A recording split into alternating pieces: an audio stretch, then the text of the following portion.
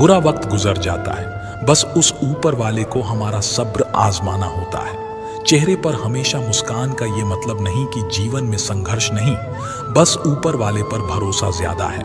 जिंदगी में अगर कुछ बड़ा करना है तब दो चीजें हमेशा याद रखना कि जो खोया है उसका गम नहीं, जो पाया है वह भी किसी से कम नहीं। तबीयत से व्यक्ति जितना कमजोर नहीं होता, उससे ज्यादा वो नकारात्मक विचारों से थकता है। जिंदगी में हम कितने सही और कितने गलत हैं, ये सिर्फ दो ही शख्स जानते हैं, परमात्मा और अंतरात्मा। नकारात्मक विचारों को अपने मन में प्रवेश करने की अनुमति ना दो, क्योंकि यही वो एक चीज होती है जो हमारा आत्मविश्वास कम कर देती है। कामयाबी कुछ नहीं, बस एक नाकामयाब व्यक्ति के संघर्ष की कहानी होती है। आपके खिलाफ होने वाली बातों को खामोशी से सुन लीजिए। यकीन मानिए, वक्त उन्हें बेहतर जवाब देगा। जिसने अपने को वश में कर लिया है, उसकी जीत को देवता भी हार में नहीं बदल सकते। अगर लोग आपकी अच्छाई को आपकी कमजोरी समझते हैं तो ये उनकी समस्या है। आप आईना हो, आईना बने रहो। फिक्र वो करें जिनकी सूरत खराब है। श्रीमद् भगवत गीता में भगवान श्री कृष्ण कहते हैं कि हे अर्जुन, तुम्हारा क्या गया जो तुम रोते हो? तुम क्या लाए थे जो तुमने खो दिया? तुमने क्या पैदा किया था जो नष्ट हो गया? तुमने जो लिया यहीं से लिया, जो दिया यहीं पर दिया। जो आज तुम्हारा है कल किसी और का होगा, क्योंकि परिवर्तन ही संसार का नियम है। और समय के साथ संसार में हर चीज परिवर्तन के नियम का पालन करती है। भगवान श्री कृष्ण कहते हैं, कर्म योग ही वो योग है जिसके माध्यम से हम अपनी जीवात्मा से जुड़ पाते हैं। कर्म योग हमारे आत्मज्ञान को जागृत करता है। इसके बाद हम ना केवल अपने वर्तमान जीवन के उद्देश्यों को, बल्कि जीवन के बाद की अपनी गति का पूर्वाभ्यास प्राप्त कर सकते हैं। इस योग में कर्म के द्वारा ईश्वर की प्राप्ति की जाती है। श्रीमद् भगवत गीता में कर्म योग को सर्वश्रेष्ठ माना गया है। गृहस्थ और कर्मठ व्यक्ति के लिए यह योग अधिक उपयुक्त है। कर्मयोग सिखाता है कि कर्म के लिए कर्म करो, आसक्ति रहित होकर कर्म करो। कर्मयोगी इसीलिए कर्म करता है कि कर्म करना उसे अच्छा लगता है। कर्मयोगी इसीलिए कर्म करता है कि कर्म करना उसे अच्छा लगता है। कर्मयोगी कर्म का त्याग नहीं करता, वो केवल कर्म फल का त्याग करता है और दुखों से मुक्त हो जाता है। उसकी स्थिति इस संसार में एक दाता के समान है और वो कुछ भी पाने की कभी चिंता नहीं करता। वो जानता है कि वो दे रहा है और बदले में कुछ मांगता नहीं, और इसीलिए वो दुख के चंगुल में नहीं पड़ता। संसार का कोई कार्य ब्रह्म से अलग नहीं है, इसलिए कार्य की प्रकृति कोई भी हो, निष्काम कर्म सदा ईश्वर को ही समर्पित हो जाता है। हे अर्जुन, पुनर्जन्म का कारण वासनाओं या अतिरिक्त कामनाओं का संचय है।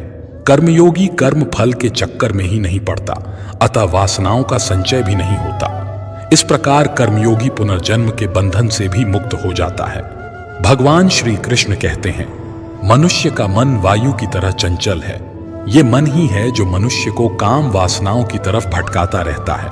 अगर जीवन को सफल बनाना है तो मन पर काबू करना बहुत जरूरी है। मन को वश में करने से दिमाग की शक्ति केंद्रित होती है, जिससे कार्यों में सफलता मिलने लगती है। गीता के अनुसार जिस व्यक्ति ने अपने मन पर काबू पा लिया, वो मन में पैदा होने वाली बेकार की चिंताओं और इच्छाओं से भी दूर रहता है। साथ ही वह व्यक्ति अपने लक्ष्य को भी आसानी से प्राप्त कर लेता है। अगर मन को वश में नहीं करोगे तो वो तुम्हारा सबसे बड़ा शत्रु बन जाएगा। भगवान कहते हैं, जो मनुष्य सुख और दुख में शांत रहता है, जिसके राग, भय और क्रोध नष्ट हो गए हैं, जो मनुष्य शुभ और अशुभ वस्तु को पाकर ना प्रसन्न होता है और ना द्वेष करता है, जिन्होंने अपनी इंद्रियों को वश में कर लिया है, वह स्थिर बुद्धि वाला मनुष्य मुनि के समान है। ऐसा मनुष्य स्थिर चित्त और इंद्रियों को वश में करके ज्ञान द्वारा परमात्मा को प्राप्त करके हमेशा संतुष्ट रहता है। क्रोध मनुष्य को नरक की ओर ले जाने वाला द्वार है। क्रोध करने से व्यक्ति का मन अशांत हो जाता है और उसकी स्मरण शक्ति भ्रमित हो जाती है। स्मृति में विभ्रम होने से उसकी बुद्धि नष्ट हो जाती है और फिर व्यक्ति का पतन हो जाता है। भगवान श्री कृष्ण कहते हैं, मनुष्य को क्रोध करने से बचना चाहिए। कितना भी गुस्सा आए, स्वयं को शांत रखने का प्रयास करें। श्री भगवान कहते हैं, जिस प्रकार समुद्र की स्थिति अचल है, भारी से भारी आंधी तूफान आने पर या अनेक नदियों के जल प्रवाह उसमें प्रविष्ट होने पर भी वो अपनी स्थिति से विचलित नहीं होता, मर्यादा का त्याग नहीं करता, उसी प्रकार परमात्मा के स्वरूप में स्थित योगी की स्थिति भी सर्वथा अचल होती है। बड़े से बड़े सांसारिक सुखों दुखों का सहयोग वयोग होने पर भी उसकी स्थिति में जरा भी अंतर नहीं पड़ता। वो योगी परमात्मा में नित्य निरंतर अटल और एक रस स्थित रहता है। जो मनुष्य संपूर्ण कामनाओं को त्याग कर ममता रहित, अहंकार रहित और मोह रहित होकर विचरण करता है, वही मनुष्य शांति को प्राप्त कर पाता है। कान्हा कहते हैं, जो दर्द आज सह रहे हो, आगे चलकर वही तुम्हारी ताकत बनेगा। मुसीबत में अगर मदद मांगना हो तो सोचकर मांगना, क्योंकि मुसीबत थोड़ी देर के लिए ही होती है और एहसान जिंदगी भर का। तजुर्बे उम्र से नहीं बल्कि हालातों से आते हैं। जमाने में आए हो तो जीने का हुनर भी रखना। दुश्मन से कोई खतरा नहीं, बस अपनों पर नजर रखना। रात भर गहरी नींद आना इतना आसान नहीं, उसके लिए दिन भर ईमानदारी से जीना पड़ता है। अपनी कमियों को सिर्फ हम दूर कर सकते हैं और कोई नहीं, बाकी सब इनका फायदा उठाना जानते हैं। समय के पास इतना समय नहीं कि वह आपको दोबारा समय दे सके। जो बदला जा सके उसे बदलिए, जो बदला ना जा सके उसे स्वीकार कीजिए और जो स्वीकारा ना जा सके उससे दूर हो जाइए। लेकिन खुद को खुश रखिए, वो भी एक बड़ी जिम्मेदारी है। जब हम अपने रिश्ते के लिए वक्त नहीं निकाल पाते, तब वक्त हमारे बीच से रिश्ता निकाल देता है। जो आपकी बुराई करते हैं उन्हें करने दो, क्योंकि बुराई वही करते हैं जो बराबरी नहीं कर सकते। अगर खुश रहना चाहते हैं तो लोगों की बातों पर कम और अपने विचारों पर ज्यादा ध्यान दें। भगवान पर विश्वास बिल्कुल उस बच्चे की तरह करो जिसको हवा में उछालो तो वह हंसता है, डरता नहीं, क्योंकि वह जानता है कि आप उसे गिरने नहीं दोगे। श्रीमद् भगवत गीता में भगवान श्री कृष्ण कहते हैं कि हे अर्जुन, मेरा इन तीनों लोकों में ना तो कुछ कर्तव्य है और ना ही मुझे कोई वस्तु प्राप्त करने योग्य है, फिर भी मैं कर्म करते हुए अपने कर्तव्य का निर्वाह करता हूं। हे पार्थ, यदि मैं कर्मों को करने में सावधानी न बरतूं तो बड़ा अनर्थ हो जाएगा, क्योंकि मनुष्य सब प्रकार से मेरे ही मार्ग का अनुसरण करते हैं। यज्ञ से बचे हुए अन्न को खाने वाले श्रेष्ठ पुरुष सब पापों से मुक्त हो जाते हैं, और जो पापी लोग अपना शरीर पोषण करने के लिए ही अन्न पकाते हैं, वे तो पाप को ही खाते हैं। अर्थात जो लोग ईश्वर को याद किए बिना जिंदा रहने में ही लगे रहते हैं, उन्हें चोर समझना चाहिए। केवल ज्ञान ही एक ऐसा अक्षय तत्व है जो कहीं भी, किसी भी अवस्था में और किसी भी हाल में मनुष्य का साथ नहीं छोड़ता। धरती पर जिस प्रकार मौसम में बदलाव आता है, उसी प्रकार जीवन में भी सुख दुख आता जाता रहता है। युद्ध हो या जीवन, सफलता केवल 3 शस्त्रों से प्राप्त होती है: धर्म, धैर्य और साहस। कान्हा कहते हैं, सेवा सबकी कीजिए मगर आशा किसी से मत रखिए, क्योंकि सेवा का सही मूल्य भगवान ही दे सकता है, इंसान नहीं। नियत साफ हो तो एक लोटा जल भी कबूल है, वरना दिखावे के तो 56 भोग भी फिजूल है। कहाँ मिलता है कोई ऊपर वाले के सिवा समझने वाला, जो भी मिलता है बस समझा कर चला जाता है। भगवान के फैसले पर कभी शक मत करना, अगर सजा मिल रही है तो कोई गलती भी अवश्य ही होगी। अगर आप सही हो तो कुछ सही साबित करने की कोशिश ना करो, बस सही बने रहो, गवाही खुद वक्त देगा। वहां बैठकर रोना बहुत सुकून देता है, जहां कृष्ण के सिवाय कोई और सुनने वाला ना हो। जितना इंतजार वो आपसे करवा रहा है, समय आने पर वो इतना देगा कि संभाल भी नहीं पाओगे। मित्रता आवश्यक है, संबंध भी आवश्यक है, परंतु जीवन की कठिन परिस्थिति यह दर्शाती है कि अकेले रहने की कला का आना भी आवश्यक है। जिंदगी में इतना सफर करने के बाद एक बात तो सीख ली है मैंने, कि उस गली में कभी अपना कदम भी मत रखना जहां के लोग आपकी कदर नहीं करते। कदर करो उस इंसान की जो तुम्हारे सबसे ज्यादा नजदीक है। जो नजदीक भी नहीं आना चाहते, उनका तो ख्याल करना भी छोड़ दो। उसे लौटना होगा तो लौट आएगा। कदर तो उसकी करो जिसे तुमसे दूर जाने में भय लगता है। ये कस्में, वादे सब झूठ होते हैं, क्योंकि सबसे ज्यादा कसम वही खाते हैं जो सबसे ज्यादा झूठ बोलते हैं। दीपक का जीवन इसीलिए वंदनीय नहीं है कि वह जलता है, बल्कि इसीलिए वंदनीय है कि वह दूसरों के लिए जलता है, दूसरों से नहीं जलता। कान्हा कहते हैं, जीवन में कभी मौका मिले तो किसी के लिए सारथी ही बनना, स्वार्थी नहीं। किससे कब और कितना बोलना है, अगर तुमने ये समझ लिया तो तुम अपनी जिंदगी के सार्थक बन चुके हो। कामयाबी और नाकामयाबी दोनों जिंदगी के हिस्से हैं और दोनों ही स्थायी नहीं हैं। जिंदगी की आधी शिकायतें यूं ही दूर हो जाएंगी अगर लोग एक दूसरे के बारे में बोलने की जगह एक दूसरे से बोलना सीख जाएंगे। विश्वास किसी पर इतना करो कि वो तुम्हारे साथ छल करते समय खुद को दोषी समझे, और प्रेम किसी से इतना करो कि उसके मन में सदैव तुम्हें खोने का डर बना रहे। 4 वेदों का अर्थ नहीं भी जानो तो कोई बात नहीं, लेकिन समझदारी, जवाबदारी, वफादारी और ईमानदारी, इन 4 शब्दों का मर्म जान लो तो भी जीवन सार्थक हो जाएगा। हे अर्जुन, जिस काल में तेरी बुद्धि मोहरूपी दलदल को भली भांति पार कर जाएगी, उस समय तू सुने हुए और सुनने में आने वाले इस लोक और परलोक संबंधी सभी भोगों से वैराग्य को प्राप्त हो जाएगा। हे पार्थ, धर्म से भरा हृदय धर्म का परामर्श देता है और अधर्म से भरा हृदय अधर्म का परामर्श देता है। कान्हा कहते हैं, दुष्ट लोगों की भलाई कभी नहीं करनी चाहिए, क्योंकि बिच्छू को आप कितना भी प्यार कर लो फिर भी वह डंक ही मारेगा। लोग तुम्हारी कदर तभी करेंगे जब तुम भी उन्हें उन्हीं की तरह नजरअंदाज करना सीख जाओगे। जिन्हें उधार लेने और दूसरों से एहसान लेने की आदत होती है, वो हमेशा तनाव में घिरे रहते हैं। उस इंसान की कद्र कम की जाती है जमाने में जो दूसरे इंसान की कद्र नहीं करता। किसी को इतना भी सर पर मत बैठा लेना कि सर दर्द बन जाए, और किसी की इतनी भी खुशामद मत करना कि वो आपके लिए बेकदर हो जाए। आईने में जो दिखता है उसके अलावा किसी और पर आंख मूंद कर भरोसा मत करना। दूर रहना उन लोगों से जो आपकी कदर तब तक करते हैं जब तक आप काम हो। जल्दबाजी में कोई भी फैसला ना लें, क्योंकि जल्दबाजी में लिया गया फैसला अक्सर गलत हो जाता है। अपने पंखों पर भरोसा रख, हवाओं के भरोसे तो पतंगें उड़ा करती हैं। यहाँ गरीब जमीन पर पड़ी रोटी भी हंसी खुशी खा लेता है, वहाँ अमीर हाथ से मिली रोटी की भी कदर नहीं करता। जो मिला नहीं उसे पाने की ख्वाहिश जरूर करना, पर जो मिला है उसकी बेकदरी कभी मत करना। प्यार का असर उस रिश्ते में खत्म हो जाता है जहाँ एक दूसरे की कद्र करना कम हो जाता है।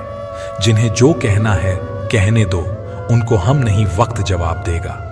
क्यों भरोसा करता है तू गैरों पर, जबकि चलना है अपने ही पैरों पर।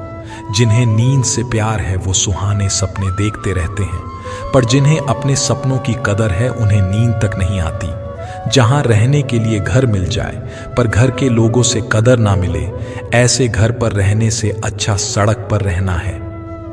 श्रीमद् भागवत गीता में भगवान श्री कृष्ण कहते हैं कि हे अर्जुन, जो न कभी हर्षित होता है, न किसी से द्वेष करता है, न शोक करता है, न कामना करता है, जो शुभ और अशुभ संपूर्ण कर्मों का त्यागी है, वो ज्ञानी मनुष्य मुझको अति प्रिय है। मुझे पाने के 3 तरीके हैं, ध्यान योग, ज्ञान योग और कर्म योग, और इन सब में कर्म योग सबसे प्रधान है। जिस प्रकार मनुष्य अपने पुराने वस्त्रों को त्याग कर नए वस्त्र धारण करता है, ठीक उसी प्रकार आत्मा पुराने व्यर्थ शरीर को त्याग कर नए शरीर को धारण करता है।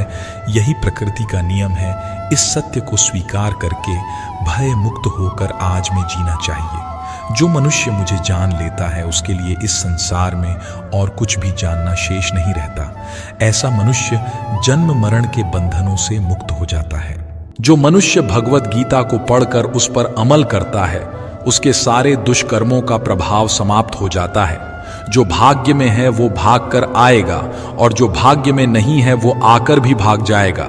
जैसे हवा के झोंके नाव को भटका देते हैं, वैसे ही मनुष्य की इच्छाएं बुद्धि को भटका देती हैं। खुशी के लिए काम करोगे तो खुशी नहीं मिलेंगे, लेकिन खुश होकर काम करोगे तो खुशी जरूर मिलेंगे। ये चिंता छोड़िए कि लोग आपके बारे में क्या सोच रहे हैं। वे तो स्वयं इस चिंता में डूबे हैं कि आप उनके बारे में क्या सोच रहे हैं। बिना झुके खाली होना लगभग नामुमकिन है। अगर अंदर से अहंकार खाली करना है तो झुकना ही एकमात्र उपाय है। जहां तक दिखाई दे रहा हो वहां तक जाइए। जब आप वहां पहुंचेंगे तो आप और आगे देख पाएंगे। आंसुओं में वो खामोश दुआ है जो सिर्फ परमात्मा ही सुन सकता है। हम जो हैं उसके जिम्मेदार हम खुद हैं, और जो हम बनना चाहते हैं वो बनने की शक्ति हम अपने अंदर रखते हैं। जब कोई अपना अगला कदम पहचानने लगता है तब बड़ा परिवर्तन का आरंभ हो जाता है। अगर आसमान वाले से आपके रिश्ते मजबूत हों तो जमीन वाले आपका कुछ नहीं बिगाड़ सकते।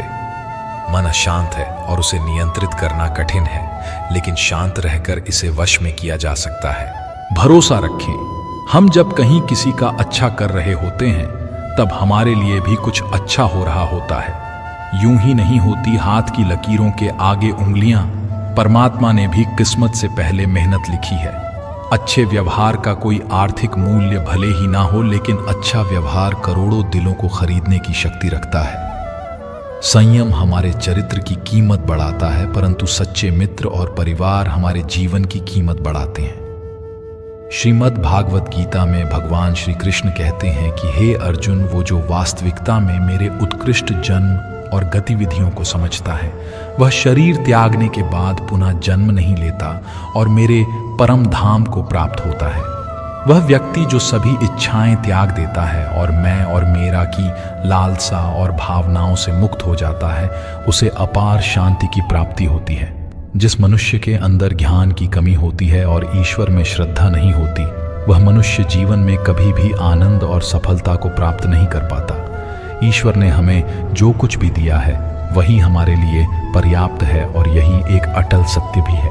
संयम, सदाचार, स्नेह एवं सेवा, ये गुण सत्संग के बिना नहीं आते। कोई एक महापुरुष आत्मा को आश्चर्य की भांति देखता है, वैसा ही दूसरा कोई महापुरुष ही इसके तत्व का आश्चर्य की भांति वर्णन करता है, तथा दूसरा कोई अधिकारी पुरुष ही इसे आश्चर्य की भांति सुनता है, और कोई कोई तो सुनकर भी इसको नहीं जानता। श्री भगवान कहते हैं, दुख सुख को समान समझने वाले जिस धीर पुरुष को ये इंद्रिय और विषयों के सहयोग व्याकुल नहीं करते, वह मोक्ष के योग्य होता है।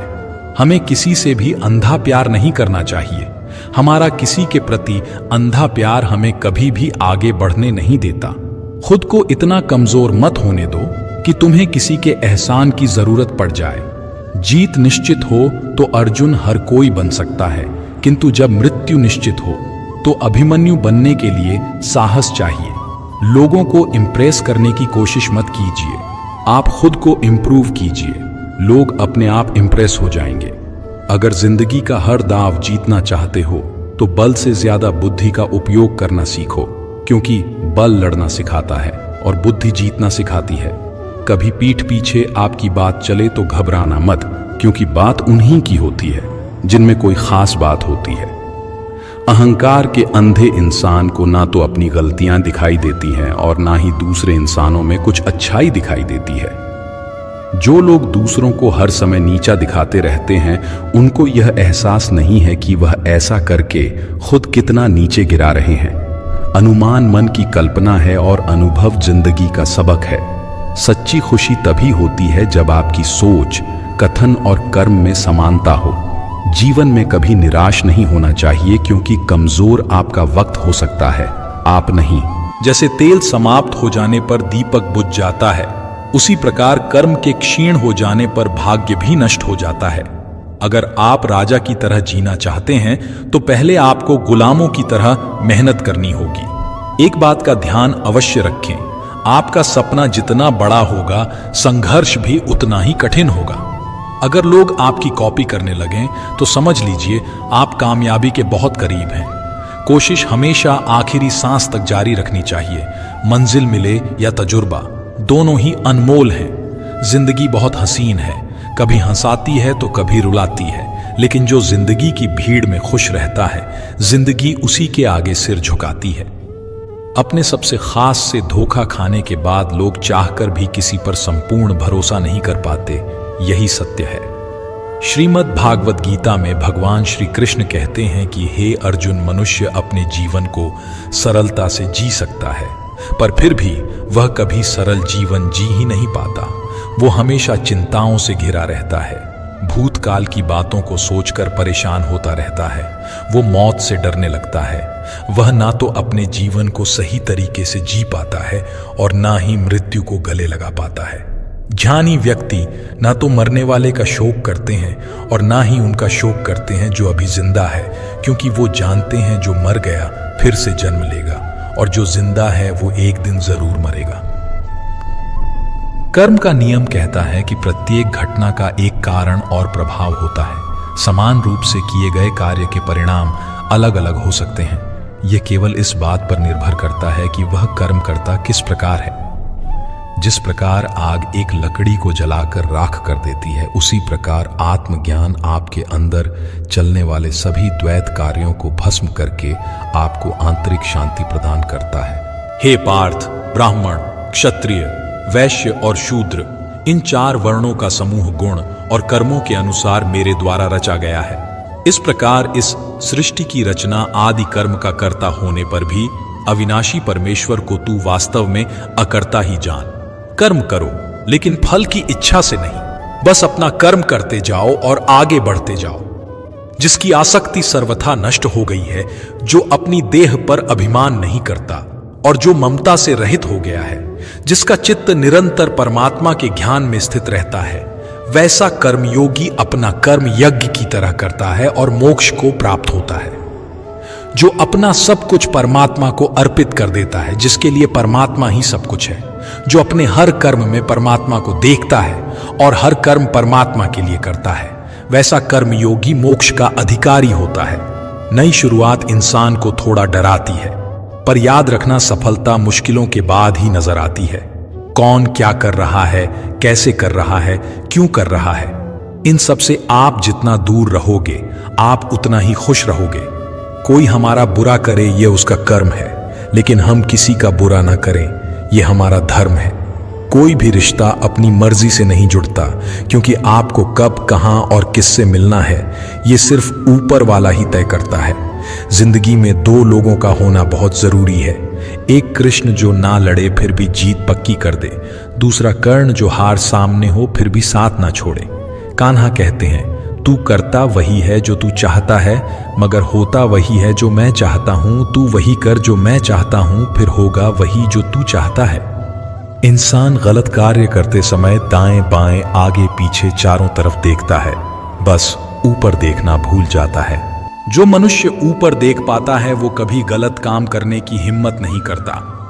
मित्र, भगवान श्री कृष्ण कहते हैं कि जो भी मेरे भक्त श्रद्धा से मुझे भजते, मेरा नाम जपते हैं, मेरी पूजा करते हैं तथा मुझसे प्रेम करते हैं, वो मेरे हैं और मैं उनके सभी कष्टों का हरण करके उन्हें वो सभी सुख प्रदान करता हूं जिनकी वो कामना करते हैं।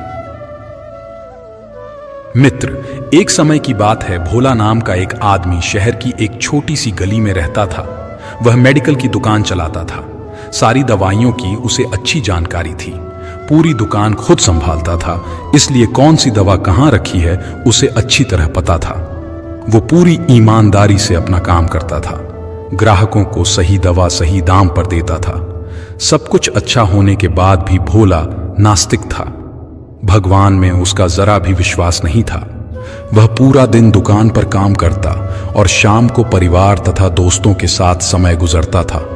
उसे ताश खेलने का बहुत शौक था। जब भी समय मिलता दोस्तों के साथ ताश खेलने बैठ जाता था। एक दिन वो दुकान पर था, तभी कुछ दोस्त आए और तभी भारी बारिश भी शुरू हो गई। रात हो गई थी, लेकिन सभी बारिश थमने का इंतजार कर रहे थे। बिजली भी चली गई थी।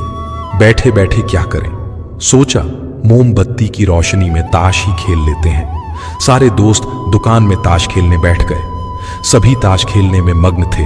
तभी एक बच्चा भागता हुआ आया। वो पूरी तरह भीग चुका था। उसने जेब से दवा की एक पर्ची निकाली और भोले से दवा मांगी। भोला खेल में मग्न था। उसने पहली बार में तो ध्यान ही नहीं दिया। तभी बच्चे ने जोर से आवाज देते हुए कहा, मेरी माँ बहुत बीमार है, सारी दवा की दुकानें बंद हो गई हैं। आप दवा देंगे तो मेरी माँ ठीक हो जाएंगी। भोला आधे अधूरे मन से उठा, पर्ची देखी और अंदाज से दवा की एक शीशी उठाकर उसे दे दी। पैसे काटकर बच्चे को लौटा दिए। बच्चा भागते हुए चला गया। तभी बारिश रुकी और भोले के दोस्त चले गए और भोला भी दुकान बंद करने लगा। तभी उसे ध्यान आया कि रोशनी कम होने के कारण उसने गलती से बच्चे को चूहे मारने वाली दवा की शीशी दे दी है। भोला के हाथ पांव फूल गए। उसका दिल जोर जोर से धड़कने लगा। उसकी 10 साल की नेकी पर मानो जैसे ग्रहण लग गया। उस बच्चे के बारे में सोचकर वह घबराने लगा। सोचा, यदि वो दवाई उसने अपनी बीमार मां को दे दी तो वह अवश्य मर जाएगी। बच्चा भी बहुत छोटा होने के कारण उस दवाई को तो पढ़ना भी नहीं जानता होगा। एक पल वो अपनी इस भूल को कोसने लगा और ताश खेलने की अपनी आदत को छोड़ने का निश्चय कर लिया। पर यह बात तो बाद में देखी जाएगी। अब क्या किया जाए? उस बच्चे का पता ठिकाना भी तो वो नहीं जानता। कैसे उसकी बीमार मां को बचाया जाए? सच में कितना विश्वास था उस बच्चे की आंखों में। भोला को कुछ सूझ नहीं रहा था। घर जाने की उसकी इच्छा मर गई। दुविधा और बेचैनी उसे घेरे हुए थी। घबराहट में वो इधर उधर देखने लगा। पहली बार उसकी नजर दीवार के उस कोने में गई जहां उसके पिता ने जिद करके भगवान श्री कृष्ण की तस्वीर दुकान के उद्घाटन के वक्त लगाई थी। तब पिता ने कहा था, भगवान की भक्ति में बहुत शक्ति होती है, वो हर जगह व्याप्त है और हमें सदैव अच्छे कार्य करने की प्रेरणा देता है। भोला को वो सारी बातें याद आने लगी। आज उसने इस अद्भुत शक्ति को आजमाना चाहा। उसने कई बार अपने पिता को भगवान की तस्वीर के सामने हाथ जोड़कर आंखें बंद करते हुए पूजा करते देखा था। उसने भी आज पहली बार कमरे के कोने में रखी उस धूल भरी कृष्ण की तस्वीर को देखा और आंखें बंद कर दोनों हाथों को जोड़कर वहीं बैठ गया। कुछ देर बाद वह छोटा बच्चा फिर दुकान में आया। पसीना पोंछते हुए उसने कहा, क्या बात है बेटा, तुम्हें क्या चाहिए? बच्चे की आंखों से पानी छलकने लगा। उसने रोते रोते कहा, बाबूजी, मां को बचाने के लिए मैं दवाई की शीशी लेकर भागता जा रहा था। घर के करीब पहुंच भी गया था, लेकिन बारिश की वजह से आंगन में पानी भरा था और मैं फिसल गया। दवाई गिर गई। क्या आप मुझे वही दवाई की दूसरी शीशी दे सकते हैं बाबूजी? बच्चे ने उदास होकर पूछा। भोला ने राहत की सांस लेते हुए कहा, क्यों नहीं? पर उस बच्चे ने दवाई की शीशी लेते हुए कहा, बाबूजी, मेरे पास तो पैसे नहीं हैं। उस बच्चे ने हिचकिचाते हुए कहा। भोला को उस पर दया आई। कोई बात नहीं, तुम ये दवाई ले जाओ और अपनी मां को बचाओ। जाओ, जल्दी करो, और हां, अब की बार जरा संभल कर जाना। भोला भगवान को धन्यवाद देता हुआ अपने हाथों में उस धूल भरी तस्वीर को लेकर अपनी धोती से पोंछने लगा और अपने सीने से लगा लिया। उसे समझ में आ गया कि भक्त अगर मन से भगवान को याद करें तो भगवान उसकी रक्षा जरूर करते हैं और भगवान उनके सारे संकट हर लेते हैं। श्री कृष्ण कहते हैं, मनुष्य का जीवन केवल उसके कर्मों पर चलता है। जैसा उसका कर्म होता है वैसा उसका जीवन होता है। जो मनुष्य मुझसे परम प्रेम करके इस परम रहस्य युक्त गीता शास्त्र को मेरे भक्तों में कहेगा, वो मुझको ही प्राप्त होगा। जो मनुष्य श्रद्धा युक्त होकर और दोषों से रहित होकर इस गीता शास्त्र का श्रवण करेगा, वह भी सभी पापों से मुक्त होकर मेरे परम धाम को प्राप्त होगा। कान्हा कहते हैं, मैं धरती की मधुर सुगंध हूं, मैं अग्नि की ऊष्मा हूं, मैं सभी जीवित प्राणियों का जीवन और सन्यासियों का आत्म संयम भी मैं ही हूं। भगवान कहते हैं, जो मनुष्य गीता के इस रहस्य को भक्तों को धारण करवाता है और इसका विस्तार एवं प्रचार करता है, वह मनुष्य मुझे अत्यधिक प्रिय है। मित्रों, मैं आशा करता हूं कि आपने इस वीडियो से बहुत कुछ सीखा होगा। वीडियो को लाइक और शेयर करके कमेंट में जय श्री राधे कृष्ण लिखना ना भूलें और ऐसे ही ज्ञानवर्धक वीडियो पाने के लिए हमारे चैनल को सब्सक्राइब करके घंटी जरूर बजा दें। भगवान श्री कृष्ण आपको हमेशा प्रसन्न रखें। जय श्री राधे कृष्णा। राधे राधे।